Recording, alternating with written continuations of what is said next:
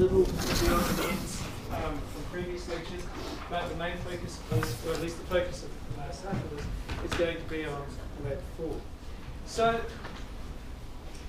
let's talk a little bit more about Layer 3, and what we're going to talk about is network address translation, IPv6, just a very brief overview, and details around those.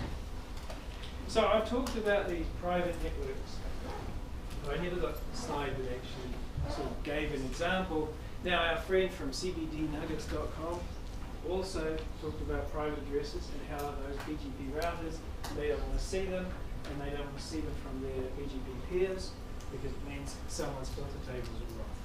So these are three examples of private non-routable addresses, and anyone who's configured their home network, those will have seen one of those as the default sort of IP addresses your modem starts with. And of course, that's because your home modem is sitting there behind a firewall behind it in the network address translation. So however it's labeling these IP addresses on the internal network is different from how they're seen once they get to your ISP. So 10.0000 class A, 172 class B, and 192 class C. Pretty much most people see these. Secondly, you probably see those. I don't know if I've configured a modem with that, but there's no reason why I couldn't. So these are just addresses, as I said, that don't get out there into BGP land. So they have to be translated to something else before, if you're wanting to communicate with the outside world. And we'll talk about network address translation in a bit. If you do see them out on the live internet, that should be instantly dropped because they are a mistake. Or they are malicious, because some people do try to use these addresses as part of an attack. Now, any router connecting to the internet should drop these ones as they try to leave that autonomous space, autonomous system that the router is connecting to. And the idea is that it saved scarce IPv4 addresses. So if you were a big organization, you could maybe get away with fewer real IP addresses if you used these different private addresses within your own intranet. So these are machines that may not necessarily ever need to go out onto the bigger internet, but so why give them a valuable IPv4 address? So the idea was you can use the same routing protocols in your own intranet, but only the machines that actually have to go out and talk to the internet would actually then acquire a proper one, or be given a one statically. So it's just, you can use the same protocols within your network. You don't have to worry about dealing with different systems, but you're not further exhausting the IPv4 address space. So this was actually quite successful, but it did stave off the running out of addresses quite quickly. Now, for quite some time. Now, it goes hand in hand with network address translation. So there are really two types of hosts on our internet. You've got those with a public IP address that are visible to anyone on the internet. So these are obviously the addresses you want for things like web servers. Any type of machine you need to contact, mail servers, and so on and so forth. And the other one is you've got this group of machines with private IP addresses. Now, typically, as I said, these might only be used within an intranet, so within an organization. Within, inter, externalized. So these are good for private services within your company, but what about the third case? If you're sitting there and you want to browse the internet and you only have a private IP address, maybe you could contact a web server, but how will it ever get a reply to you? The return address is not valid. You cannot send a private address and expect it to get back to you. And in fact, how can any service tell the difference between you using that private address that should never even be out there on the internet compared to the thousands or hundreds of thousands of other people using the same 192 IP address? They can't, okay? So what we've got here is a third case. A host that should not be visible to the internet because it's not offering any services. It's not a mail server, it's not a web server, but it runs service that needs access to hosts on the public internet. So if you want to think about it, it doesn't want to receive anything, but it wants to go out and get stuff. So, I mean, the obvious one for that is browsing web pages. But we don't want, just because we're browsing web pages, we don't want other things to try and connect to us and get us to deliver their mail or something like that. So that's the idea behind network address translation. Preserving IPv4 addresses to when strictly needed, but also allowing machines with private IP addresses to go out there onto the wider internet and do the things we like to do, like browse, buy things on eBay, and that sort of stuff. So network address translation connects two networks. And the idea of it really only applies to IPv4, and the idea is to translate between different IPv4 address spaces. So within our, say, autonomous system, we're using these private IP addresses. That is our IPv4 addressing range. And out into the wider world, which they're using full IPv4, we may well be using very different numbers. And what we want to do is map between N internal private addresses to M public addresses that are owned by our organization. You obviously want more internal private addresses than the public ones, because those public ones cost us money. Stack IP addresses, $100, a regular fee, it costs you extra money. And what this is it's a form of multiplexing, where we're taking multiple private addresses and multiplexing them down to a much smaller number of public addresses. So here's our example. This is our private network using a Class B private address there. There's our router. We've got network address translation on our router. This is the big bad internet out here. And what it does is it's translating these private internal addresses into addresses of this range. Now, because there's fewer external IPv4 addresses than potential internal ones, obviously you need to reuse these sometimes. So you need some algorithms in there to make sure that you're not recycling the wrong ones, or you're not recycling them too quickly, so you get the wrong messages going back. So there's a variety sort of hackery there and algorithms there needed. Now what you see at home, of course, is your home network here. I think we've probably got about 20 things on our one at home. It's all going out to one IPv4 address. How does that happen? Well, with that model you just saw, concurrent access was limited to the number of public IP addresses. I don't want to buy 5, so my kids, my wife and I, when visiting, happen to be able to connect at the same time. So in your home where you've only got one IP address, and it's of course usually dynamic anyway, and many internal devices, how do you do that? Well, what you do is you have to add some additional information in here. And the network address translation does a very clever mapping involving ports. So we haven't talked about ports yet, because ports are a transport layer thing. And we've only been talking up to the network layer, level layer 3.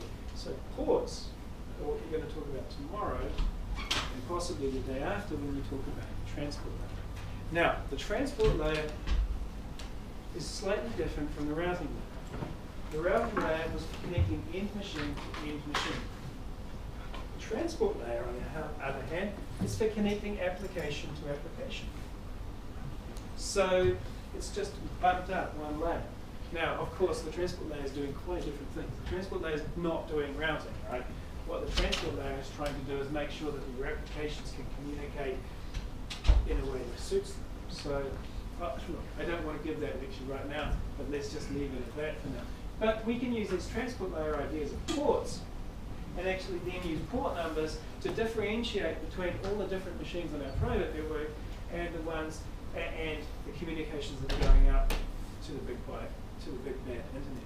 Now, if you're using ports, ports have a massive port range, and obviously you can put a lot of different connections multiplexed over a single IP address by using ports. But it's cheating in a little way.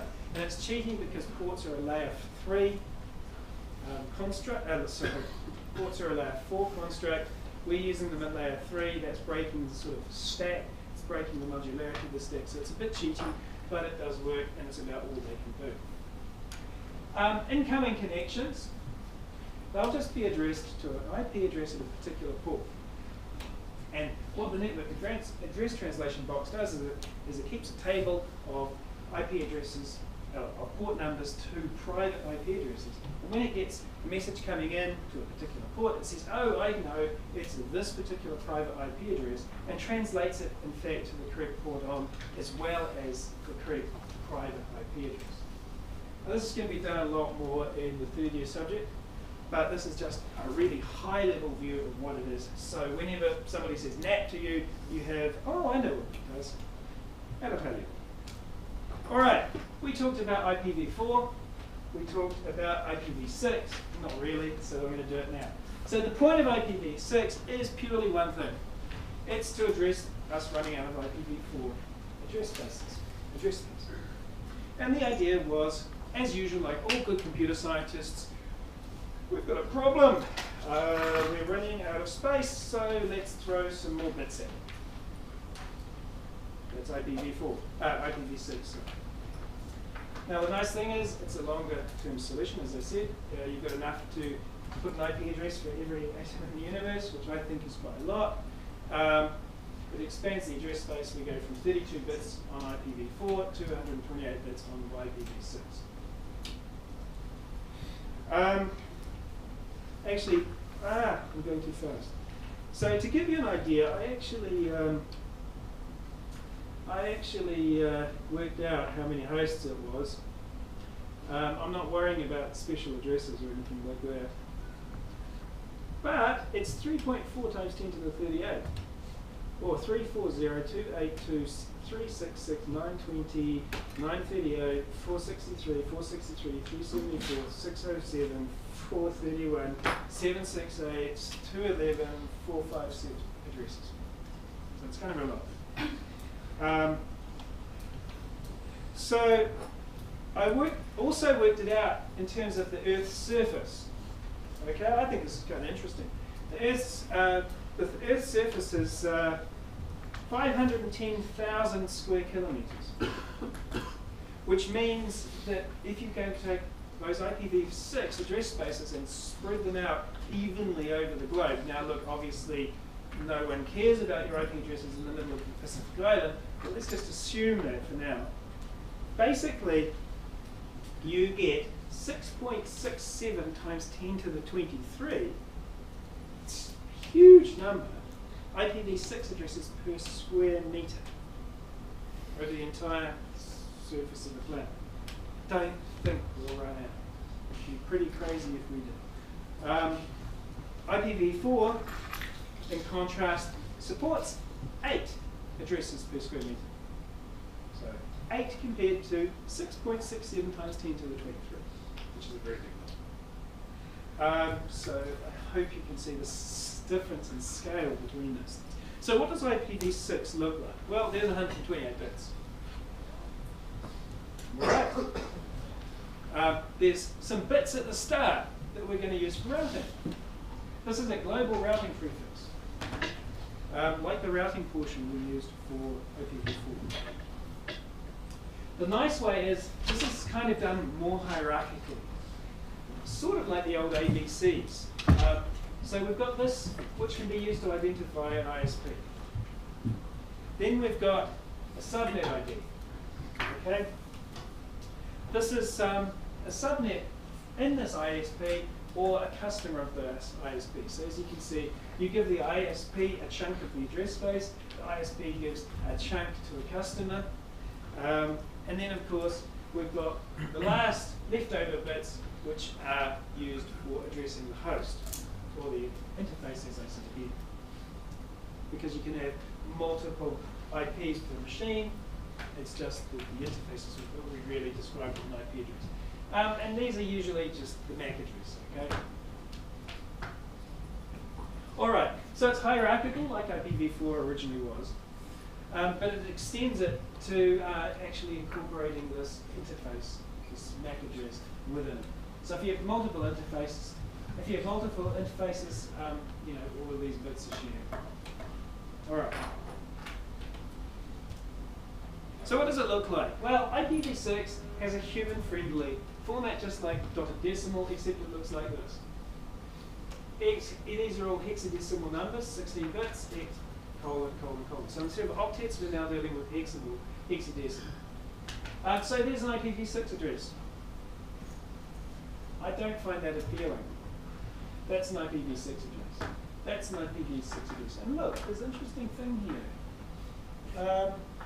Some of these are zeros. Sometimes we've got these repeated zeros. So what they do is they ignore the repeated zeros just to make it a little bit more human readable. But anyway, the point is it's equivalent to 8 IPv4 addresses concatenated together. And it's horrible. I can actually just code with an IPv4 address. And that's why I teach. That's why we're mostly teaching it. Can you imagine that last lecture full of that? Nah. Actually, I think the really good point here is IPv6 isn't intended for people. IPv4, originally, they kind of designed it so people could look at it and people could use it. But IPv6, what can you do? You can't do too much. What they can do is, as I said, these ones with the repeated zeros, they can just do a compact notation, like colon, colon. And that just indicates one or more 16-bit blocks are zeros. So this number here with this double zero here is represented as dot dot here. This number here, all of these zeros is represented like this. This is this, this is this. So it's kind of a notation to make it a bit easier for people. But I think one good thing of really worth saying is when IPv4 was invented, people actually had to go and manually configure stuff. Algorithms weren't as good at self-maintenance, at self-discovery. The DNS system was a bit crap. It's much better now. So the net result of that is with IPv4, when it was designed, people really had to get their fingers dirty and go and nerd all those numbers. IPv6, you should hardly ever see these things. They should just be an abstract concept that somewhere in the background there, IPv6 is happening. So don't fret too much. I'm not going to ask you questions about what this number means because I don't care. And I think that's probably true for most networking people. There are a few people who care, but not many. Okay, look, the other thing about IPv6 is subnet masks are exactly the same. /32 for an ISP, so the last 32 bits for host addressing, the rest of it is for a network, /48 for a single company, /64 for a single user, so someone connected via ADSL or fiber. /128, when you just want one host, you can do it, right? This is all of the bits of network ID and you've only got one host. But anyway, this point is subnet masks work exactly the same way. Just like in IPv4, there are special addresses in IPv6. These are private addresses. This is the loopback or localhost. So I shouldn't really stress loopback. I've talked about it a few times. Loopback is just you connecting to yourself. You write it to the interface card and you get it bounced back as an incoming message. So it never leaves your machine. So that's what loopback is. In the old days, they used to hook a wire around and we could output to input, but of course, that's just done without the wire these days. There's also some broadcast addresses. The main thing I probably want to stress, IPv6 and IPv4 coexist. Because you cannot just change the internet architecture overnight, it's going to take years. It's been taking years. It's going to take even more years. Organizations have both. Now, the nice thing about early adopters of IPv6 within their organizations is they could sell their IPv4 addresses back to the regional authorities. So that was actually slightly profitable for a little while. You can use network address translation to translate between IPv6 and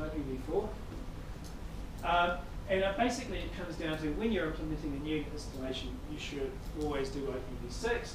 And an example of this is China where they've obviously rolled out massive amounts of infrastructure over the last decade, and it's all IPv6 because they could. By the way, network address translation does scale massively. Look, I can't remember the exact numbers off the top of my head, but Singapore is mostly behind one big network address translation, and they've got millions of users behind a very small number of IPv4 addresses. Now, they do that for other reasons, not just for network address translation, but they do a lot of filtering and things like that as well. So it suits their model of internet. All right, so kind of caught up now with those bits. I know I say it's a lab 4 tutorial. There's a couple more slides as well. A couple of things I didn't get up to last time. Distance vector, cost changes. Now look, I want to stress something, and I want to stress this very strongly. This is an FYI. This is part of the course. It's not technically in lab 4. You do not have to account for costs in links. Sorry. You do not have to account for links that change their costs while your algorithm is running. I tried to make that really clear in the handout. We're only dealing with the simplest case. The links are stable, the stocks, they have no errors, and their costs are static. Okay, so once you've created your routing table, you don't have to go back and do it again if anything changes. So it's the very simple way. But I did want to stress this. One of the things about distance vector is that good news travels fast. So this is Y's table, this is Z's table. Here we've got Y, Z, and X. And in this particular case, the link dropped from 4 to 1 cost. And the nice thing about distance vector is good news changes very fast. So Y saw this, updated its cost to 1. So Y's cost to X is 4 via X. It saw this change and it updated. And then it did a triggered update. So it sent the synopsis of this to Z. That's that guy there. Z saw this change and said, oh, hey, look, I can now get to X via Y for cost of 1 plus 1 is 2. So, and then, of course, it triggered an update which got to Y, which said its cost here was 2, and then updated that was 33. Didn't change this one. That change there resulted in this change here. This is the sort of thing you want to look through for a bit and understand what's going on. But the point here is that good news travels very quickly.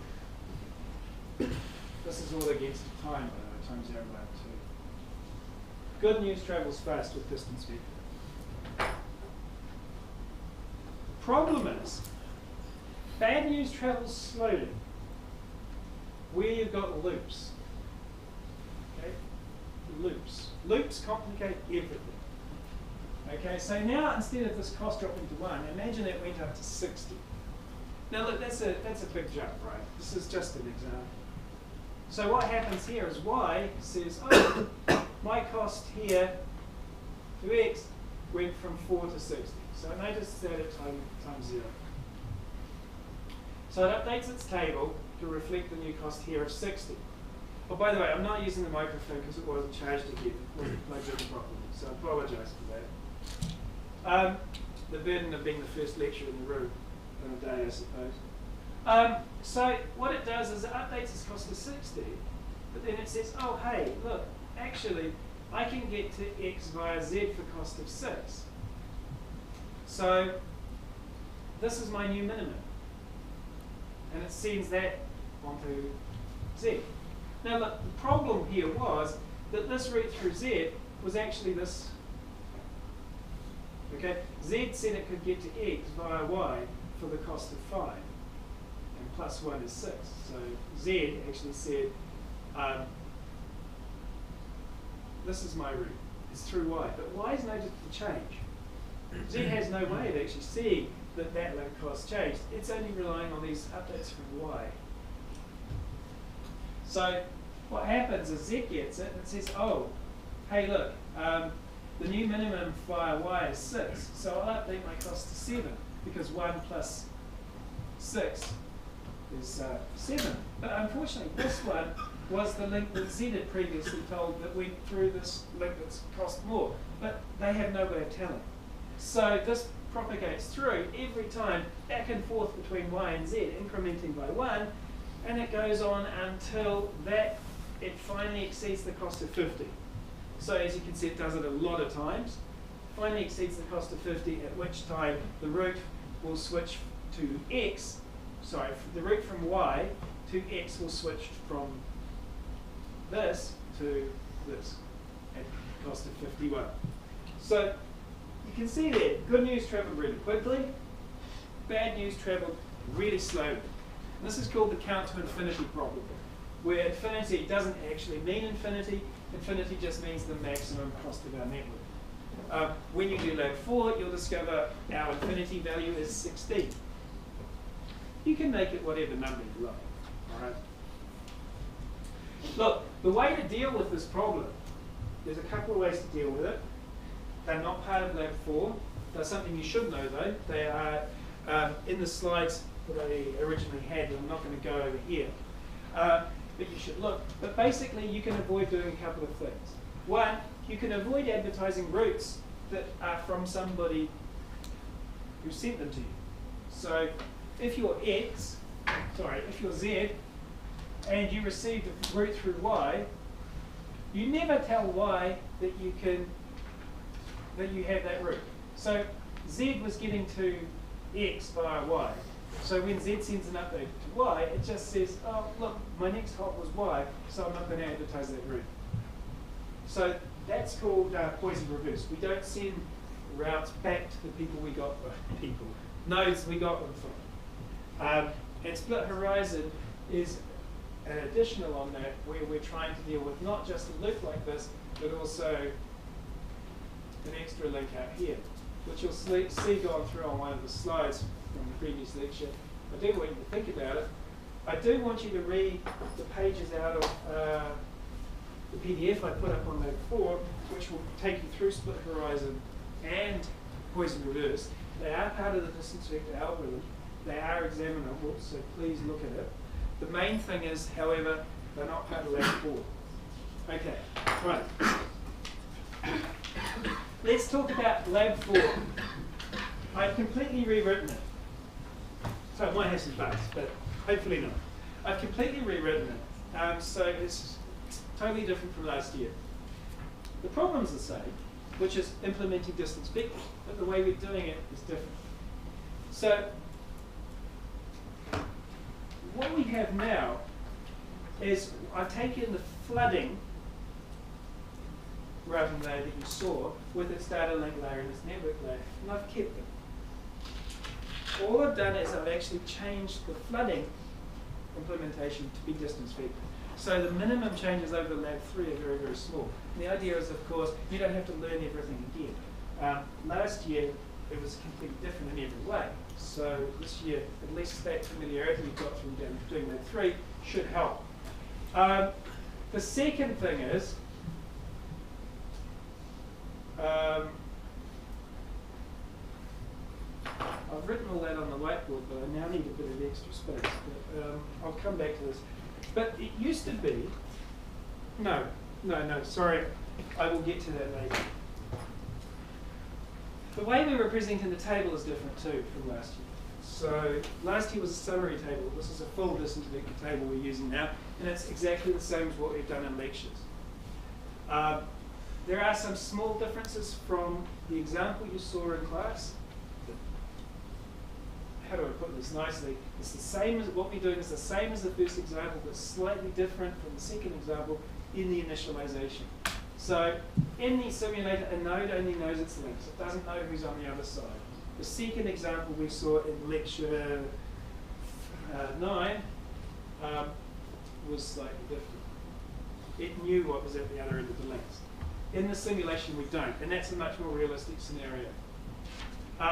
So in the very first routing packet you send out, it only contains how to get to itself, and it doesn't know who's down the links, so it just sends them out down the links. This is the same as the first example on page 15 in lecture 9. So when the host at the other end gets it, it adds it to its table. And therefore the nodes begin to find out who's connected to One way of visualizing this is in terms of horizon, not split horizons, but you'll get the idea where the name came from. Imagine you have the New Zealand map, which this is, by the way, Auckland, Wellington, Christchurch, and Dunedin. As the packets propagate through the system, your view of the network and your horizon, so to speak, increases. So initially, you're Auckland, you know nothing. After the first set of discovery, at least your horizon has expanded to Wellington. And after the third set, you have a full view of our very limited network. So each time you go through a packet exchange of the routers, your horizon of your node increases. Okay. Let's talk about the routing table. This is the routing table from Lab 4. This is completely different from last year. So if you're repeating, you have to start from scratch. Okay, so there's a routing table. It's a 2D integer array. Okay, that's what it looks like. Okay, it's got node and link. So nodes are the rows, links are the columns. Okay. So for example, routing table 2.1, 2.1 will get you this 16 value. Now, 16 is infinity for our Lab 4, right? So what we've got here is an initial table full of infinities because I don't know how to get to anything. The only thing I know how to get to is myself. I'm node 2, obviously, and I can get to myself via the loopback address. So that's the loopback. That's the cost of the loopback address. That's the link. Loopback is always link 0. Link 1 and 2 are actually the valid links. So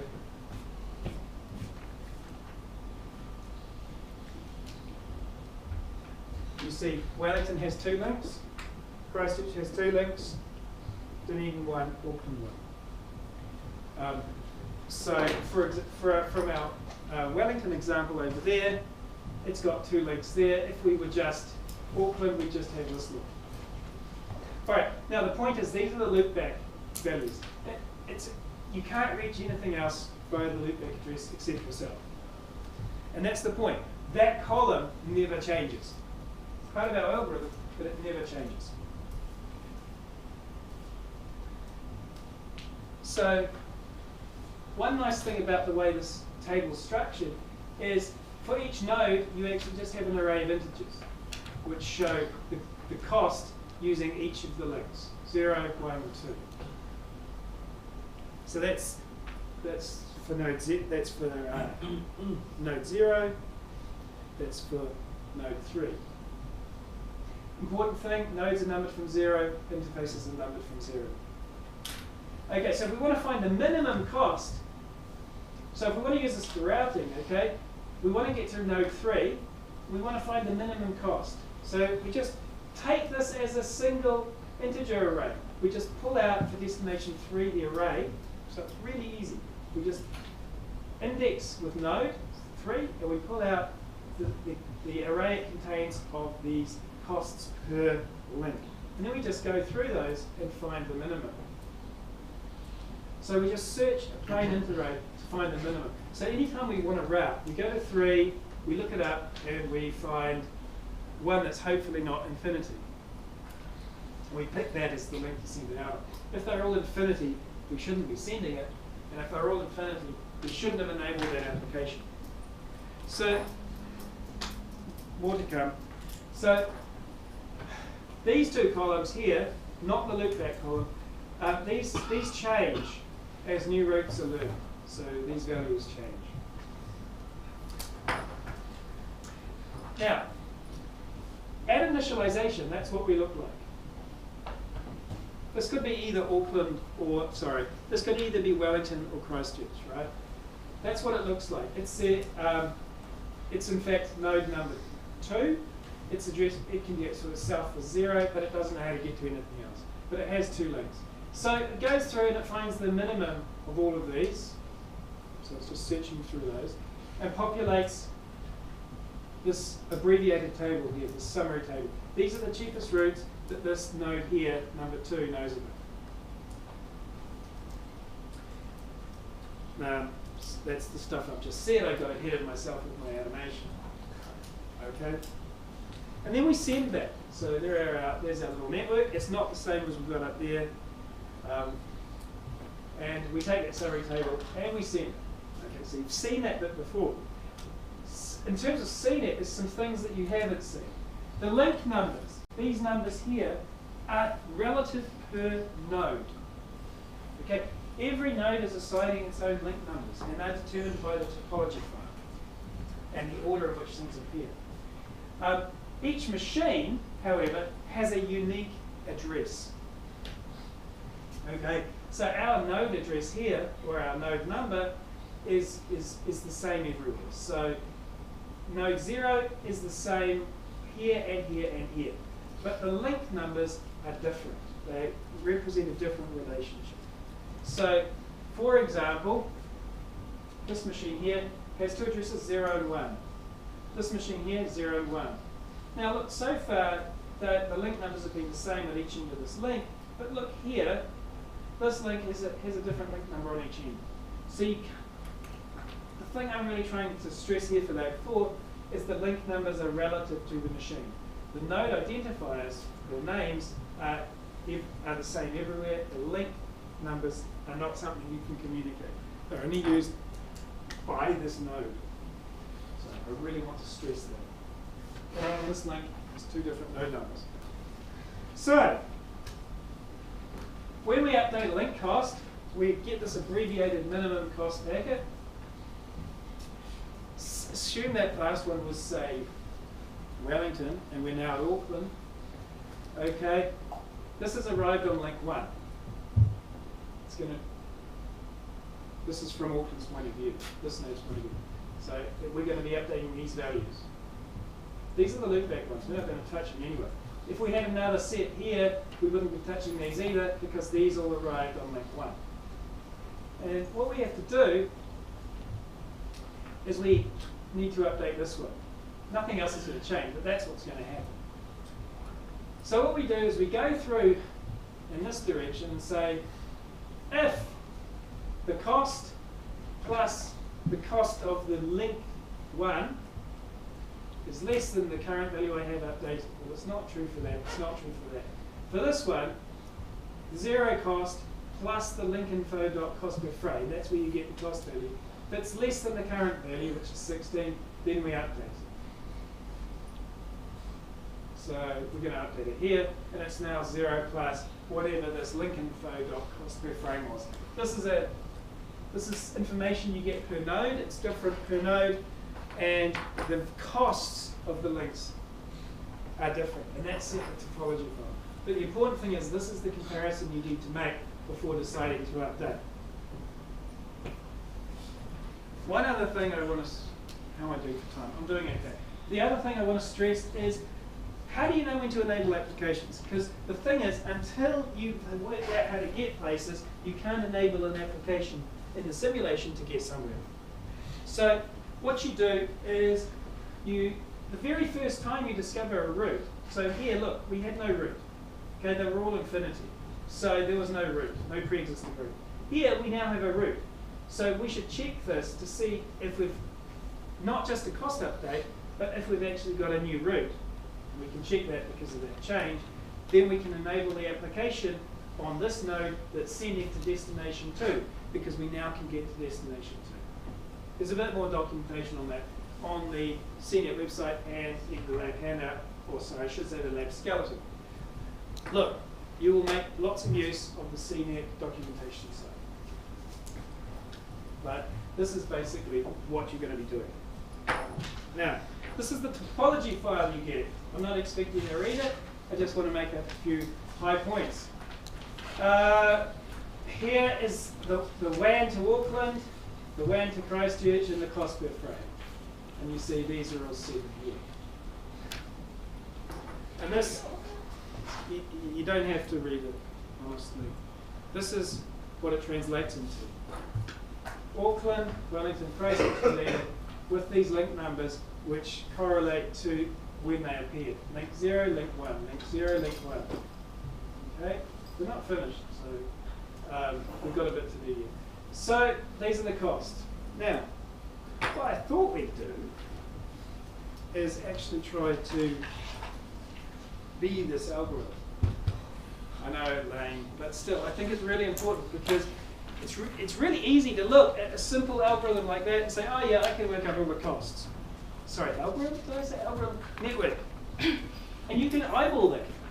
But the point of this expector is in the messages that are being sent. So a computer that doesn't get that overall view can discover it. Because remember, this guy can't see all that. They're only going to find it out by sending these very simple messages. So what I want to do is break into groups of 4, and I want you to send routing packets to each other.